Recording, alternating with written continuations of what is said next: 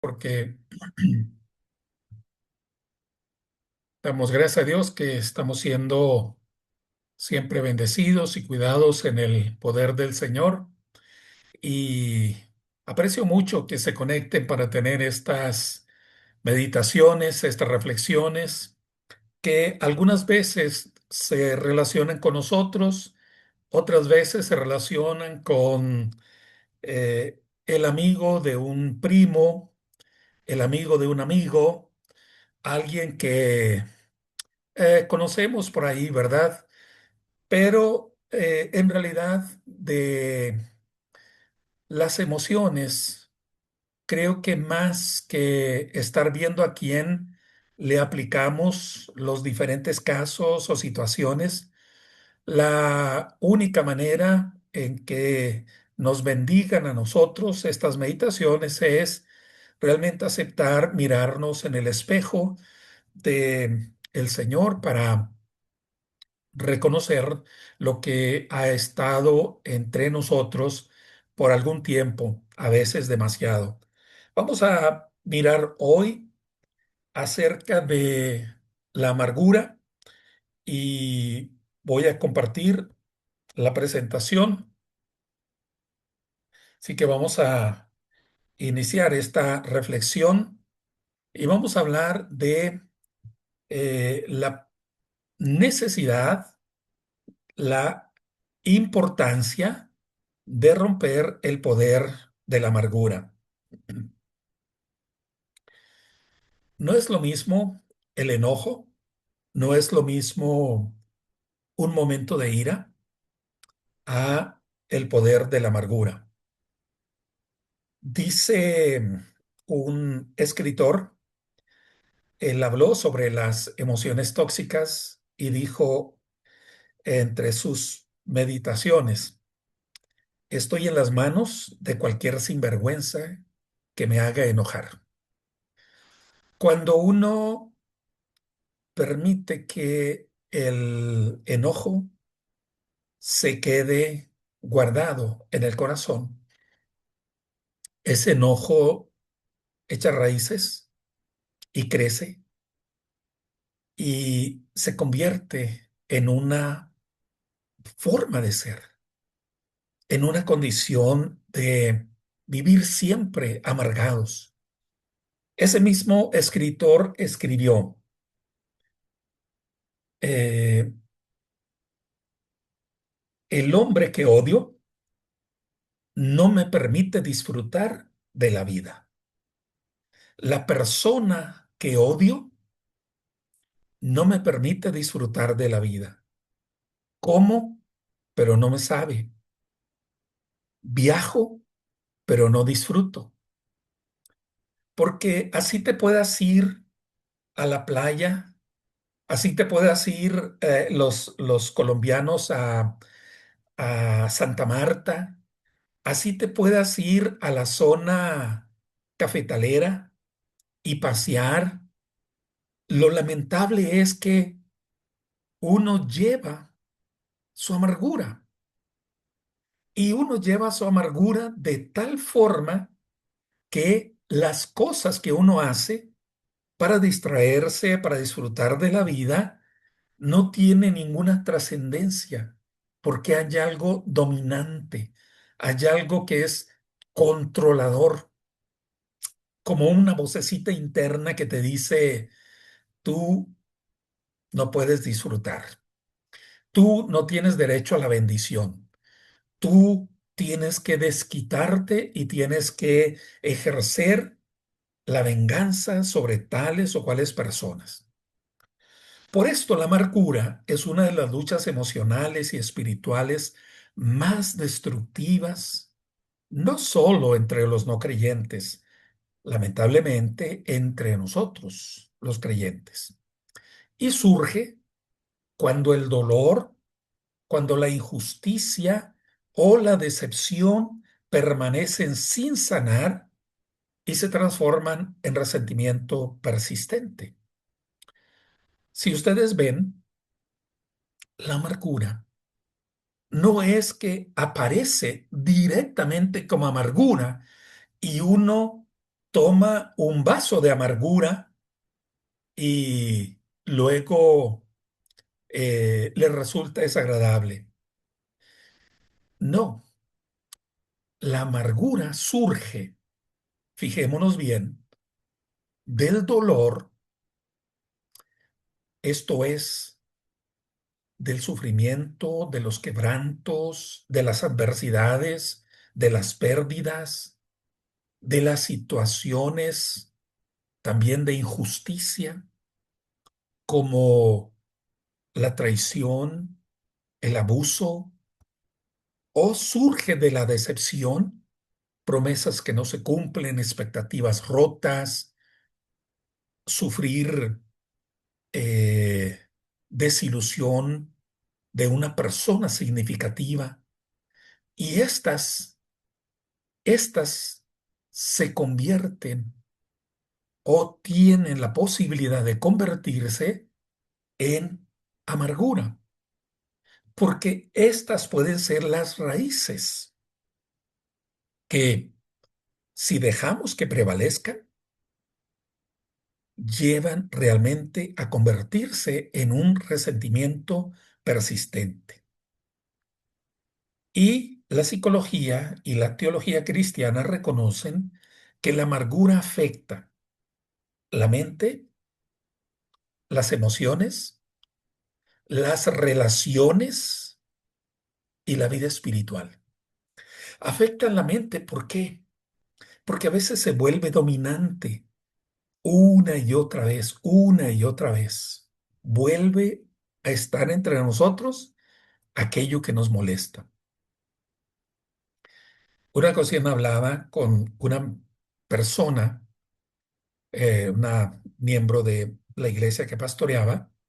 Estábamos en la parte de afuera del edificio, aún no empezaba el culto, y ella estaba muy sonriente contándome cosas bonitas que había pasado en la familia, en la semana, pero luego llegó alguien con quien ella tenía un enojo que no había superado hacía varios años. Y la otra persona llegó y se acercó con la gente que conocía y empezaron a charlar y se rieron así estrepitosamente y en el instante cambió la actitud de la persona con la que yo estaba hablando y me dice, mírala, pastor, mírala, cómo esa señora, porque no le puedo decir hermana, cómo esa señora puede estar tan feliz. Parece que se olvidó lo que me hizo. ¿Cómo puede tener esa actitud? La amargura afecta a nuestra mente porque invade el espacio, invade también el ámbito de las relaciones, porque no nos permite estar bien con los demás. Las, eh, la toxicidad de la amargura es muy penetrante, muy grave y puede ser que nos mantenemos irritados. ¿Cuál es el punto clave? El punto clave es que el resentimiento es algo persistente por heridas no resueltas. Aquí tenemos un círculo de tres elementos, ¿no? Aquí en la imagen del fuego está la situación que nos pudo haber provocado un enojo. ¿Qué me pudo haber provocado el enojo? Me pudo haber provocado el enojo que alguien me falló en una promesa, que alguien no me saludó, fue descuidada la persona y no me saludó. El enojo me puede venir de que alguien hizo un abuso, por ejemplo, le presté el auto y le acabó el tanque de gasolina y no le puso nada. Y me molestó tanto, ¿verdad? Porque yo no tenía dinero para volver a cargar gasolina en ese momento pero no lo resolví, no lo manejé adecuadamente y tengo el enojo. Ese enojo lo voy a rumiar, lo voy a tener y le voy a dar vueltas. y ese enojo va a crecer en mi corazón y va a distorsionar la realidad. Las personas quieren abusar siempre de mí. El jefe que me gritoneó en la mañana, en lugar de yo acercarme y preguntarle si le pasa algo, si tiene algún problema, no, yo me pongo a la defensiva y digo, me quiere gritonear siempre porque es un abusivo, porque él quiere mostrar su poder y yo me pongo a la defensiva y eso va a afectar mi corazón, va a endurecer mi corazón. Hay un texto de Santiago, capítulo 1 verso 20 que dice que la ira del hombre no conoce, no entiende la justicia de Dios. La ira del hombre no entiende la justicia de Dios. ¿Por qué? Porque nosotros quisiéramos establecer nuestra propia justicia, pero cuando se anida en nosotros el enojo, la decepción, esa frustración, entonces va a endurecer nuestro corazón y va a afectar la relación con los demás y con Dios mismo. Porque cuando pensamos que Dios nos ha decepcionado, dejamos de acercarnos a Él.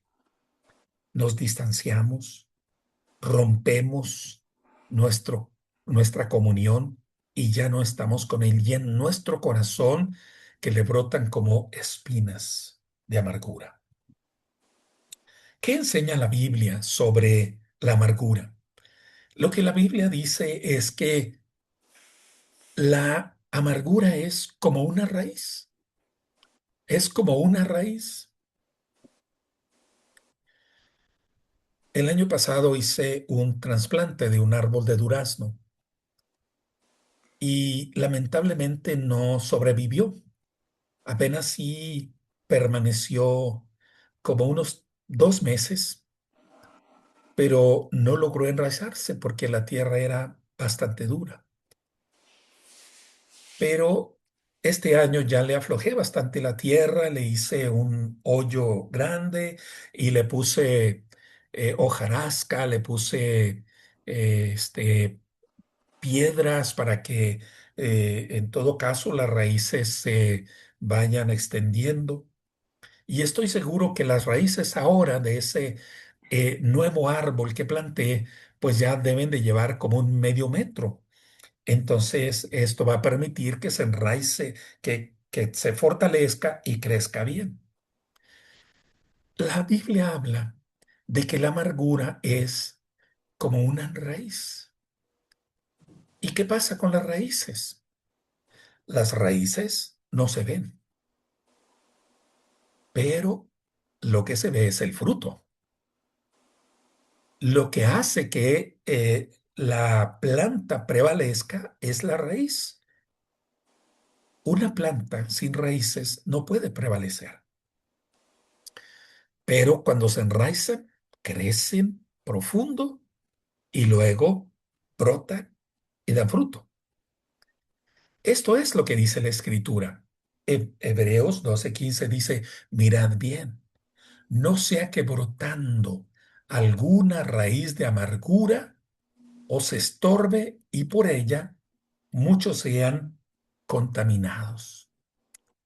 ¿A qué se refiere? Bueno, creo que no es tan complicado entender esto porque lo que la escritura dice es que la amargura es una respuesta pecaminosa. La amargura es una respuesta tóxica desde la psicología, es una respuesta distorsionada desde la fe cristiana porque implica que no ha habido perdón, no ha habido reconciliación. Y entonces eso nos lleva a romper el vínculo con las demás personas. Y toda amargura, toda persona que vive con amargura, en su corazón es una fuente de contaminación. Es tan grave como el COVID. Es tan grave como el COVID. ¿Por qué? El COVID, bueno, te transmitía un virus que te podía afectar tu respiración, te podía afectar tus riñones, te podía afectar tu olfato, tus papilas gustativas, te podía afectar distintos ámbitos corporales. Pero la amargura espiritual puede contaminar una familia, puede contaminar una congregación.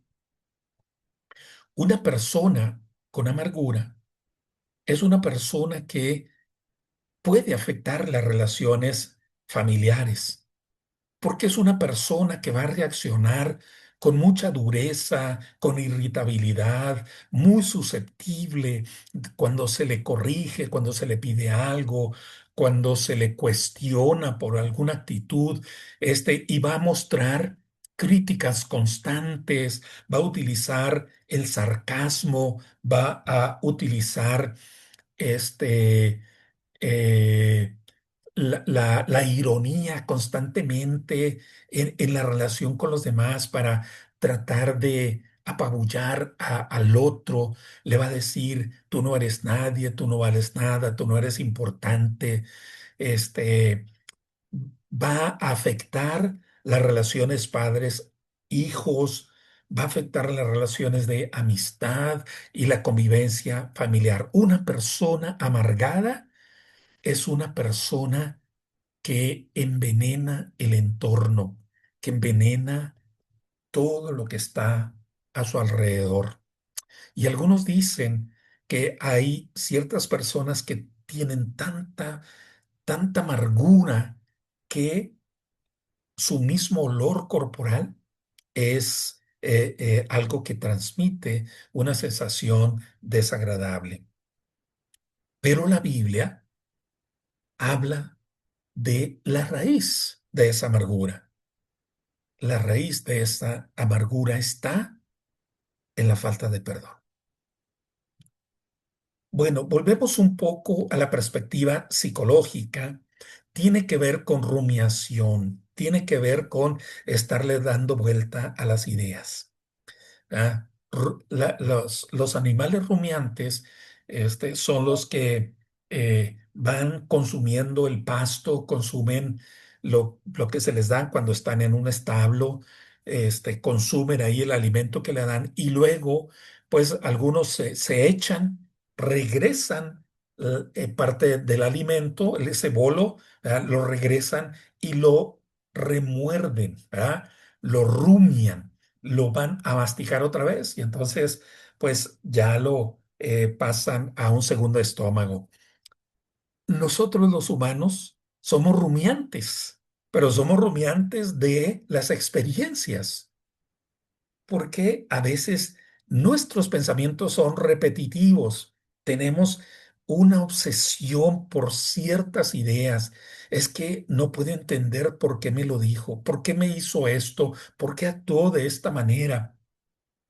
Y nuestros pensamientos dan vuelta y dan vuelta y dan vuelta de día y de noche. Y a veces cuando llega a ser tanto la ansiedad y el estrés por estos pensamientos, hasta medianoche nos despertamos, ¿verdad?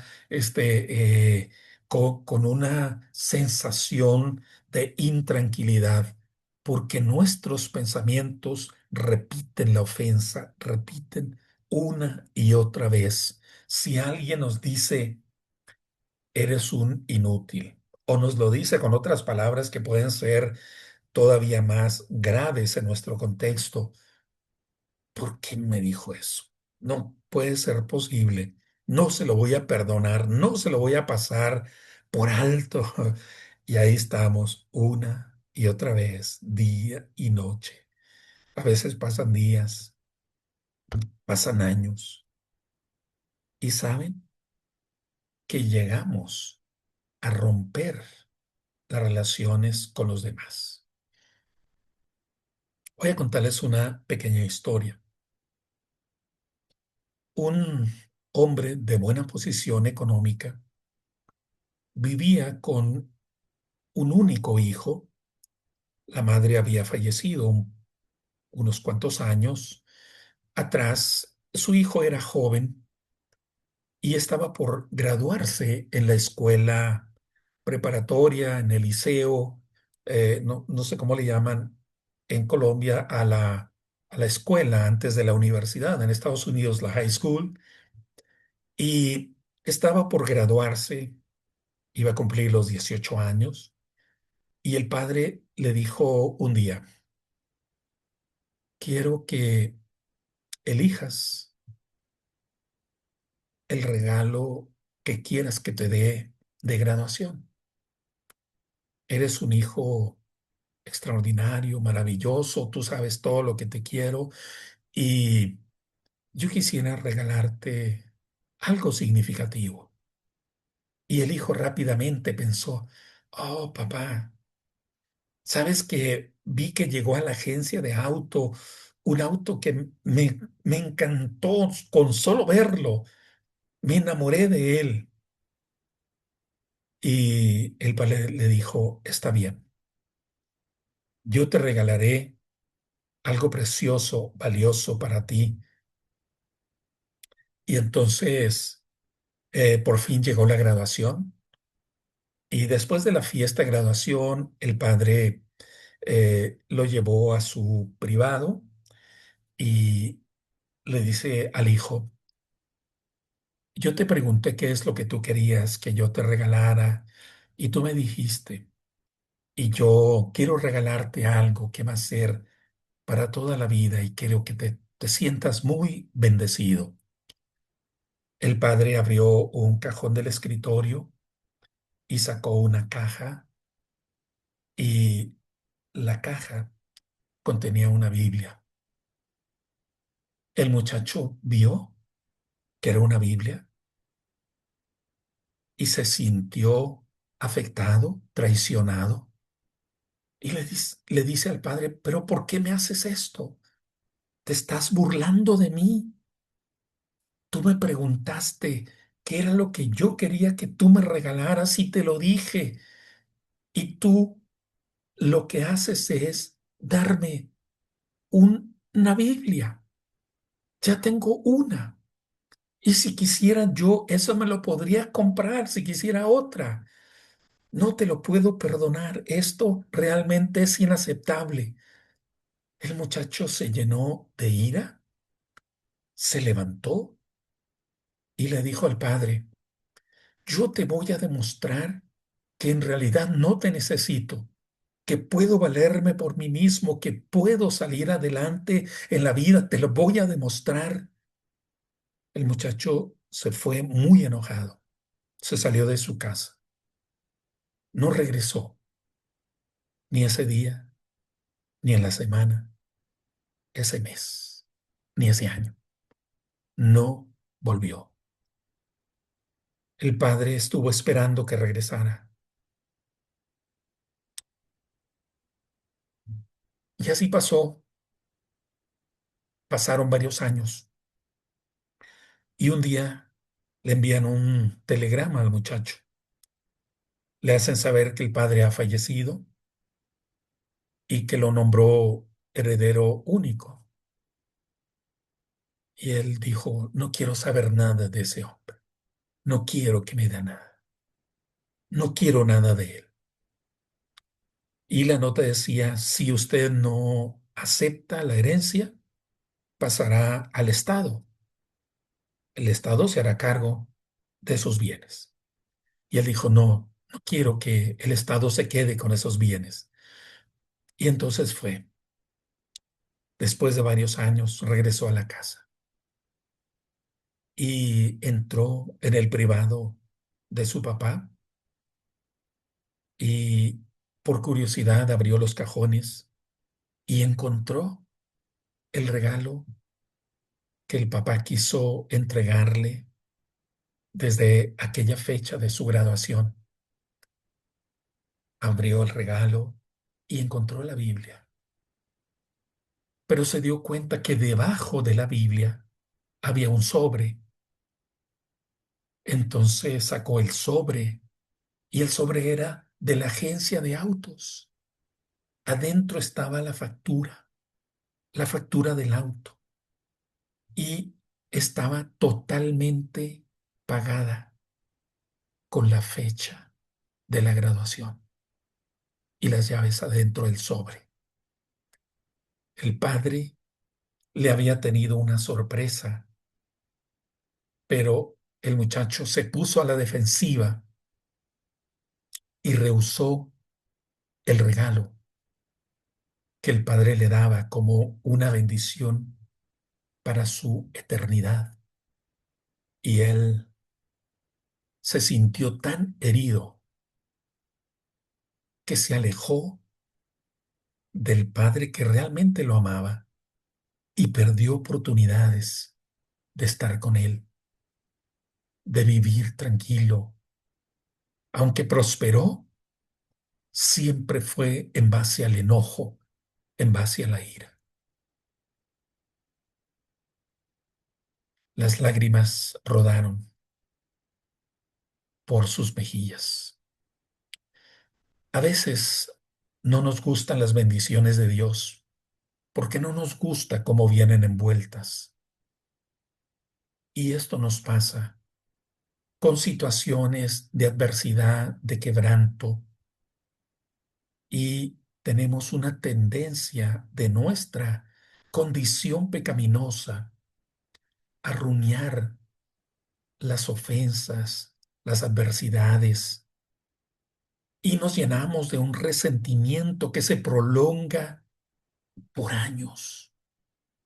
He conocido hermanos de una familia que no se han hablado 10, 15 años, porque se enojaron por algo, por cualquier cosa. A veces es una cuestión tan irrelevante, pero se aumenta con esta condición de darle vuelta y de pensar, ¿por qué me ofendió? ¿Por qué me lastimó? ¿Por qué no me trató en mi derecho? Y lo que ocurre es que la falta de perdón mantiene el estrés emocional, y esto hace que nosotros nos vayamos desgastando. Las personas que viven enojadas, que viven con amargura, envejecen más rápido. Proverbios dice que la persona que se siente amada de Dios, hasta su rostro brilla, porque es una manera de vernos a nosotros mismos y de ver al otro. ¿De dónde surge la amargura? La amargura, señalaba en la introducción, puede venir de heridas emocionales. Por ejemplo, puede venir del rechazo, puede venir del rechazo, de la traición, del abuso, del abandono, de injusticias, de humillación.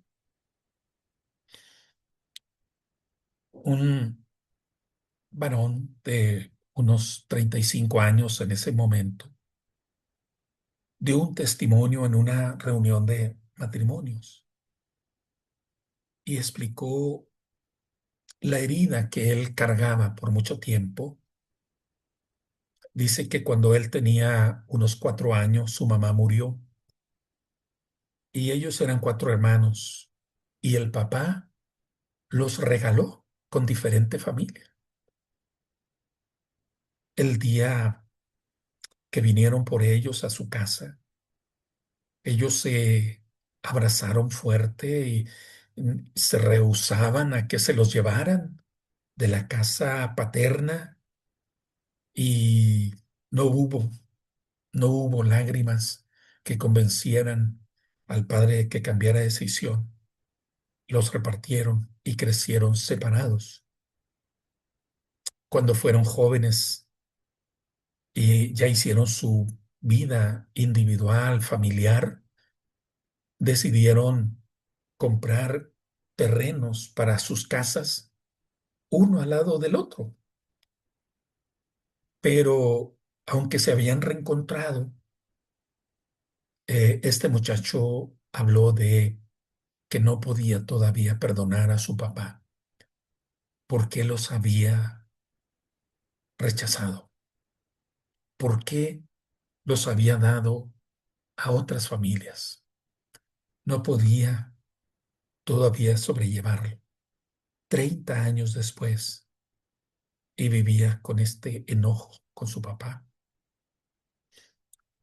Los enojos pueden provocar un estrés constante y un desgaste constante y una incapacidad de amar, una incapacidad de intentar de nuevo. ¿Por qué? Porque el dolor que no se procesa se transforma en resentimiento. ¿Cómo son los efectos y las señales? ¿Cómo saber si tengo amargura? ¿Cómo saber si tengo yo amargura? Eh, las personas que podemos tener amargura, repetimos conversaciones. Te tengo que contar que mi padre fue muy violento conmigo. Te tengo que contar que eh, mis hermanos me dejaron sin herencia, ¿verdad? Te tengo que decir que, etcétera, etcétera. Ah, una persona que tiene raíz de amargura es muy propensa a reclamar. Se la vive reclamando todo, a cometer actos de maldad, a herir a las demás personas y pierde el gozo muy fácilmente. Para nosotros es hasta también identificable si alguien tiene enfermedades inexplicables y son personas que afectan el entorno y tú lo puedes detectar cuando estás en un grupo. Una persona que tiene amargura manifiesta ansiedad, depresión, aislamiento, irritabilidad y también tiene dificultad de confiar en los demás y tiene un agotamiento emocional. Siempre se siente frustrado. ¿De dónde viene? Ya lo señalaba, del rechazo, de la traición, del abuso, del abandono, etcétera. ¿Y cómo se manifiesta? Críticas constantes, sarcasmo, ¿ah? Dureza, negatividad, conflictos permanentes. Hay personas que eh, les dicen, a ver si se entiende esta ilustración, les dicen la lámpara de Aladino. Nomás les frotan un poquito y les sale el genio. Les sale el genio, es decir, les sale el, el, el ogro, el Shrek que traen dentro. Nomás les frotan tantito y uno los encuentra eh, en el tráfico de las ciudades y uno los encuentra en la burocracia. Hay personas amargadas que están atrás de un escritorio o están como jefes o están como compañeros de trabajo. Hay personas que traen la bilis, ¿verdad? La bilis produciendo todo lo que se puede hasta, hasta verdes, amarillentos están en su piel. ¿Cuál es la perspectiva teológica? La perspectiva teológica es que el problema no está en las circunstancias. El problema no está fuera de nosotros. El problema está dentro, porque la Biblia lo que nos enseña es que la conducta surge del corazón. Jesús dice en Marcos capítulo 7, es de dentro del corazón de donde salen las iras, donde sale el enojo, donde salen las malas intenciones, es de dentro del corazón. La amargura no es solo una emoción, la emoción es el enojo, pero si dejas que el enojo, que la ira, que la tristeza por la injusticia se anide y esté rumiando en tu mente, eso va a llevar a una condición de corazón, un corazón envenenado. Y lo que hay en el corazón revela lo que gobierna internamente. ¿Qué puede ser que gobierna internamente? Bueno, miren esta perspectiva. Puede ser que yo idolatro mi propio yo. Me siento intocable y creo que me deben reverenciar.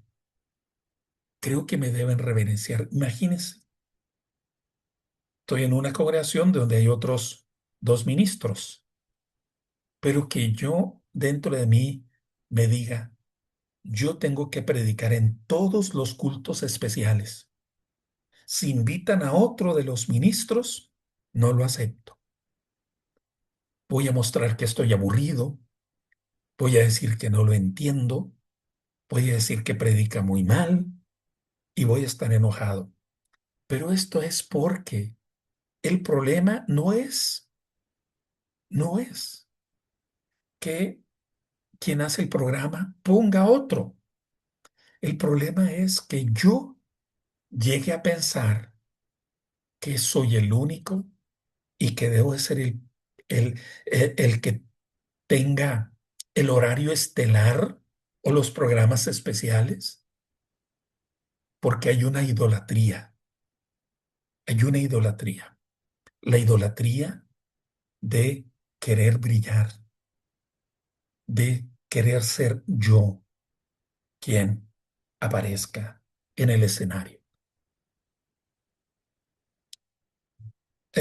A veces cantamos una alabanza que dice, quebrántame, transfórmame, moldéame a tu imagen. Tengan cuidado lo que piden, porque a veces Dios dice que sí. Tengan cuidado lo que piden, porque Dios a veces dice, está bien, te voy a humillar. Y entonces nos vamos a sentir como John Newton, el que compuso eh, la, el canto sobre la gracia sublime, compuso otro canto que se llama Casi me llevaste a la desesperación. Y el canto narra de cómo es que pasó por adversidades, tuvo pérdidas, tuvo sufrimiento, sintió que nada le salía bien. Y luego dice, y entonces te reclamé, ¿por qué permites eso? Y en el canto, John Newton dice, y tú me respondiste, yo solo estoy contestando tu oración, porque en tu oración tú decías, humíllame. En la oración tú decías, hazme como Cristo. En la oración tú decías, hazme ser pequeño. Es lo que estoy haciendo. Pero cuando Dios lo hace, no nos gusta. Nuestros deseos de justicia son legítimos, pero pueden volverse en una fuente de amargura, porque pensamos, yo soy bueno, soy yo quien debe prosperar, no el vecino, que es un borracho. Dios no hace las cosas bien. Cuando ustedes quieran ver esta reacción en el salmista, lean el Salmo 73. Ah, Dios es bueno con Israel, pero yo he estado a punto de resbalarme. ¿Por qué? Porque empecé a ver que los incrédulos, todos les prosperaba, les iba bien. A tanta gente que no es ni creyente, que no ama a Dios, que no busca hacer el bien, le va bien. Están gordos, les brillan los ojos, los cachetes. Están bien, dice el Salmo. Estoy parafraseando un poco, pero así dice el Salmo 73. Y dice, y eso me hizo alejarme y me hizo estar enojado contigo. Pero cuando fui al templo entendí que todas las cosas que parecen regalos para la vida son temporales cuando no somos agradecidos de dónde vienen. Nuestros deseos de justicia se pueden convertir en amargura. ¿Por qué yo que soy cristiano tengo que vivir escondido? ¿Por qué? A veces tenemos necesidad de reconocimiento. ¿Por qué no aceptan que yo soy capaz? ¿Por qué no aceptan que soy un buen líder? ¿Por qué no aceptan que pueda hacer un buen ministerio? Tengo anhelos de aceptación. Y cuando eso no ocurre, entonces me frustro y hay resentimiento y amargura. ¿Cuál es la respuesta bíblica? La respuesta bíblica es el perdón. Y el perdón no niega el dolor, pero libera. Libera de querer estar buscando el desquite. Libera de que yo esté sintiéndome con el derecho de la justicia. ¿Ah? Libera de que yo esté rumiando constantemente el que haya sido humillado. Alguien tiene que quedarse con el dolor. El Señor nos dice, dame tu dolor y yo te daré la fuerza para perdonar. Perdonar no es minimizar o justificar la ofensa, es entender que renunciamos al derecho de desquite y es la posibilidad de experimentar realmente una vida en libertad. El resentimiento es el dolor que nosotros guardamos constantemente, pero es el dolor que se rehace una y otra vez. Cuando nosotros no perdonamos y tenemos a un ofensor,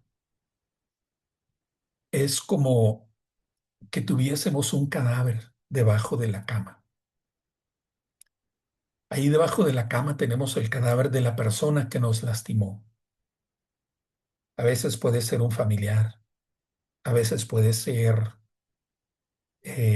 un, no sé, alguien cercano, una figura, como un profesor, como alguien que eh, ha sido importante en nuestro caminar.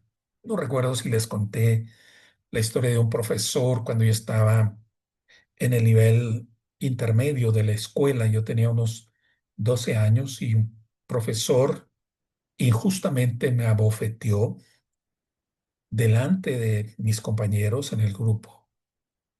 No una, sino dos veces. Y inmediatamente se dio cuenta que yo no había cometido la falta y él me pidió perdón, pero en realidad yo no le respondí nada porque estaba llorando entre el dolor, la frustración y el enojo. Y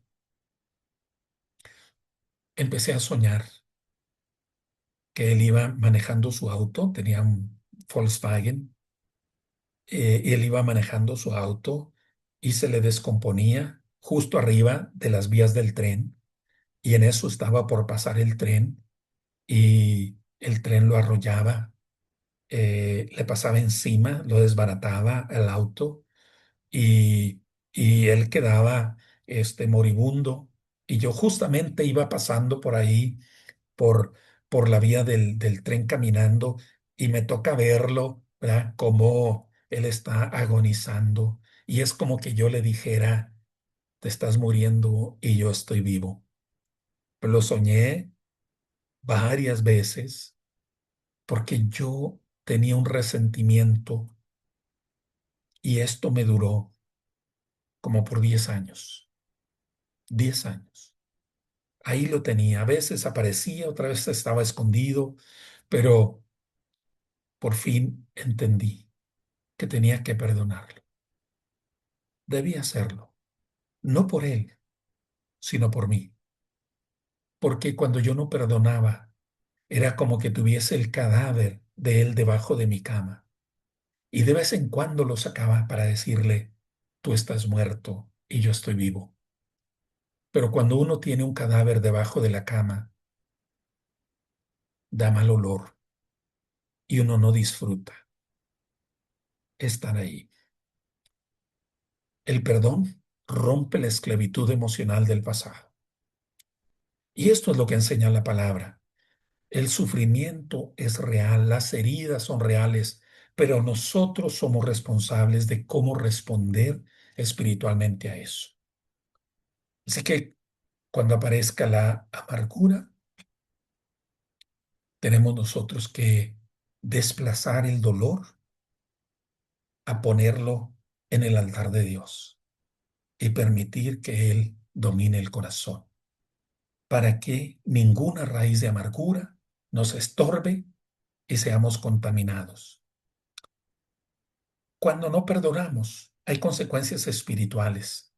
Nuestro corazón se endurece, ya no oramos, ya no cantamos con gozo, no disfrutamos la vida de iglesia, estamos molestos con todo el mundo, se endurece el corazón,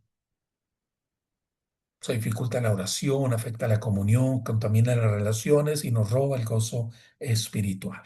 ¿Qué hacer? Hay un método que propone un autor que se apellida Worthington. Este está hecho con la palabra reach, alcance, algo así se traduce. Y cada una de estas letras es es el inicio de una frase. Esta forma la podemos recordar más fácilmente. La palabra es un ejercicio mnemotécnico con este acróstico. La R de recordar la herida sin negarla. Sí, me lastimaron. Sí, sufrí violencia. Sí, Dios hizo que yo pasara por un valle de dolor. Dios permitió mis pérdidas. Recordar la herida sin negarla. La E de empatizar, que es reconocer la humanidad del ofensor. Tal vez no quiso hacerlo. Quizá creyó que me hacía un bien. O me hizo un mal, pero esto me llevó a un bien. ¿Por qué? La palabra de Dios dice que a los que aman a Dios todas las cosas les ayudan a bien. Tú puedes encontrar que te llevó a una bendición, aún el dolor. La A de un acto altruista, de gracia. La C de comprometerse, de decidir perdonar. Y la H, porque viene del inglés, algo así como hold, eh, to forgive, mantener el perdón ante los recuerdos, decidir perdonar. Esta es una estrategia que nos puede ayudar. El perdón bíblico nos ayuda a tener emociones sanas. En Efesios capítulo 4, versos 31 y 32, la escritura dice que debemos hacer la disposición, la búsqueda de superar toda amargura. El texto dice, quítense de vosotros toda amargura, enojo, ira, gritería, maledicencia y toda malicia. Antes sed benignos unos con otros, misericordiosos, perdonándoos unos a otros como Dios también os perdonó a vosotros en Cristo. ¿Cuál es la medida del perdón que debemos dar? El perdón que hizo Cristo para nosotros. Y debemos orar con honestidad, llevar el dolor y el enojo ante Dios. Y debemos ser agradecidos y humildes porque hemos sobrevivido a esas situaciones de quebranto. Finalmente, preguntas para reflexión. Reconozca honestamente la amargura, no la justifique, no la espiritualice. Responda, ¿qué heridas sigo alimentando?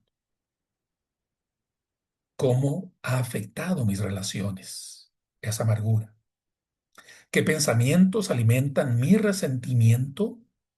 ¿Qué pasos concretos necesito dar para sanar? Y concluimos. La amargura no es solamente un problema emocional, también es una lucha espiritual que afecta profundamente el corazón humano. Sin embargo, mediante el reconocimiento honesto del dolor, el procesamiento emocional saludable, la renovación espiritual y el perdón, el creyente puede experimentar restauración integral. La gracia de Dios no elimina automáticamente las heridas del pasado, pero sí transforma la manera en que el creyente vive y responde a ellas. Que Dios nos ayude a superar toda amargura. ¿Por qué hacerlo? Porque cuando nosotros superamos la amargura, ganamos. Y la amargura se vence cuando nosotros alcanzamos la reconciliación, de lograr ganar a un hermano, a un familiar, a Dios mismo. Porque la falta de perdón desalienta a los santos, expulsa a los perdidos y deleita al diablo, dice un pensamiento. Dejen a Dios la venganza. Dios los bendiga.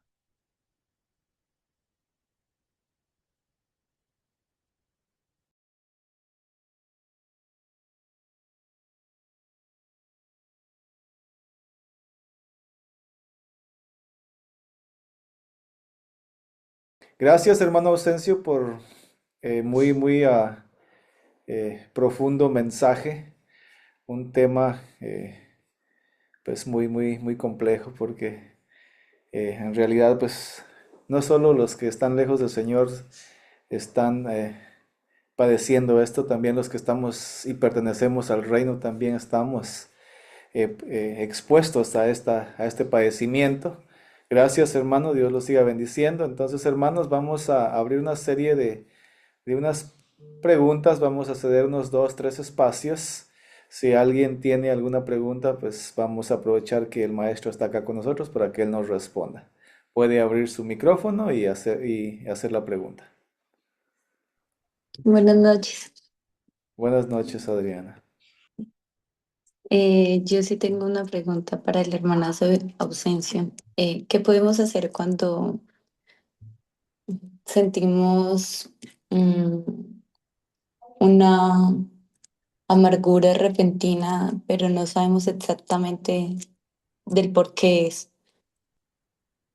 O sea, se siente esa amargura, esa rabia, esa frustración, pero no hay un porqué. O sea, pueden tal vez haber muchas cosas, pero no una principal.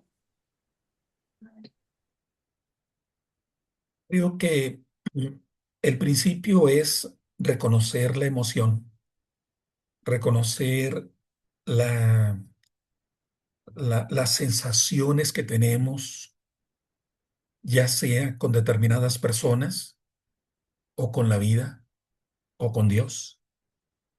Es muy importante ese reconocimiento. Y si no tenemos un registro en nuestra memoria de qué pudo haber ocurrido, qué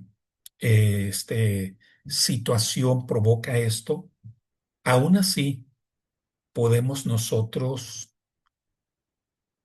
ponerla en Dios y decir, Dios, pongo en tus manos todo lo que siento, todo mi enojo, toda la frustración que cargo, todo lo pongo en tus manos.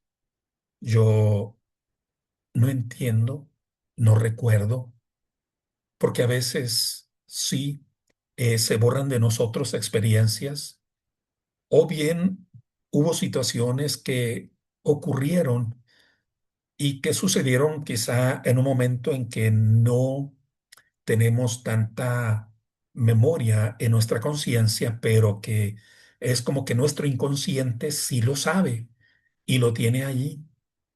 Y eh, así podemos nosotros ponerlo en la voluntad de Dios y decirle que queremos sanar, que queremos superar lo que estamos cargando y lo ponemos en sus manos.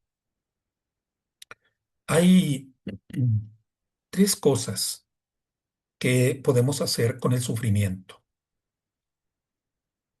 Uno es, en primer lugar, mirarlo en la perspectiva de Dios, mirarlo en el conjunto de lo que es la vida. Nosotros generalmente tendemos a rechazar la adversidad. No queremos que nada nos salga mal. Eh, Hace 2 semanas se me descompuso mi auto y estaba yo enojado. ¿Por qué? Si andaba bien. ¿Por qué? Bueno, eh, quizá porque ya tiene como más de 200,000 millas y se sobrecalentó y se descompuso.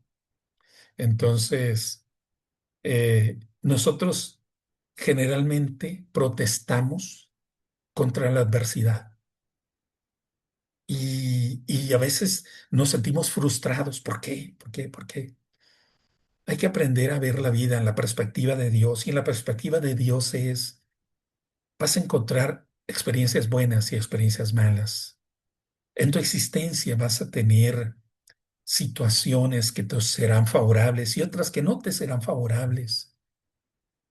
Hay jóvenes que se frustran porque no logran entrar a la universidad pública y sus familias no tienen dinero y a veces se vuelven resentidos y están enojados con el mundo.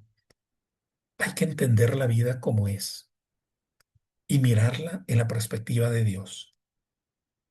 Segundo, es muy importante entender lo que sí está en nuestras manos cambiar y lo que no está en nuestras manos. Yo no puedo cambiar al vecino que siempre me avienta la basura porque tiene unos perros y les lava y cuando les lava echa el agua sucia sobre mi frente, no, no mi frente acá, sino el frente de mi casa, ¿verdad? Y, y me queda oliendo mal. Y por más que le diga, puede ser que nunca cambie. Entonces, yo no puedo hacer que las personas cambien, pero sí puedo tener una actitud distinta y decir, bueno, a mí no me gusta ese olor, yo voy a limpiar lo que él hace de manera incorrecta y yo quiero tener mi frente de casa agradable, entonces yo limpio. Hay que entender las cosas que puedo cambiar y lo que no puedo cambiar. Hay cosas del pasado que no puedo cambiar. Tengo que vivir con ellas. Tengo que aceptarlas como parte de mi historia. Y en tercer lugar, debo poner mi energía en el futuro, en lo que sí tengo. Debo poner mi energía en lo que sí tengo. Porque si me quedo atrapado en el pasado, voy a estar arrastrando un ancla y no voy a avanzar. Entonces, es importante decir, dejo ir el pasado, aquello que me molestó, me incomodó, lo pongo en el Señor y pongo mi energía en ir hacia adelante. Y creo que algunas veces el enojo que sentimos es con la vida en una forma amplia, subjetiva, o en ocasiones con Dios, porque creemos que Él no debió permitir que nos pasara tal o cual experiencia. Pero no es que Dios lo hubiese querido, es que al Dios darle libertad al ser humano, Dios se abstiene de intervenir y algunas personas le dan lugar al mal. Y en ese darle lugar al mal, lastiman a otros. No es algo que Dios quiere, pero lo que Dios hace es darnos la fuerza para sobreponernos y nos dice, estoy contigo. El esquema de Jesús no es que Jesús vino a que todo fuera favorable para él. La pasión de ser escupido, de ser lastimado en su cuerpo, al ser este, agredido con esas puntas filosas que se ensartaban en su carne y al jalarlas rasgaban, y finalmente crucificado, desnudo, avergonzado, nos dice que Él vino a entender el dolor por el que pasamos los humanos, el abandono, la injusticia, la violencia. eh, Allí Dios nos sostiene y somos sobrevivientes por la gracia de Dios. Entonces, eh, aprendemos a tener gratitud, humildad y ponemos el enojo y decir, Señor, me enojó esto, me molestó, me lastimó y hay que ponerlo en las manos de Dios. Entonces, esta sería mi opinión. Muchas gracias. Muchas gracias, hermana Adriana, por la pregunta y hermano Sergio por la respuesta. Eh, Vamos a dar espacio para una pregunta más y así vamos a cerrar la sesión. Si alguien más tiene alguna pregunta, eh, puede hacerlo ahora.